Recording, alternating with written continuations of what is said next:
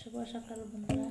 আমি এখন সকাল সকাল রান্না করছি মূলা দিয়া, আলু দিয়া, শুকনো মাছ দিয়া চরচড়ি করবো।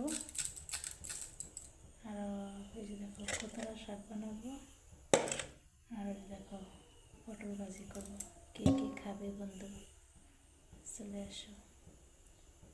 এই ভিডিওটা কে কোথা থেকে দেখছো ভালো লাগলে শেয়ার করবে। হ্যাঁ বন্ধু,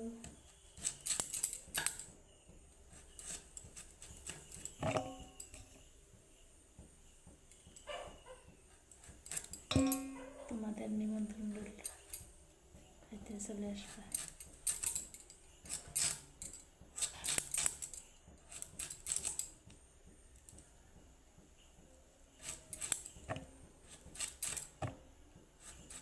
কে কে কতটা শাক খাইতে ভালোবাসো কমেন্ট করে বলবা।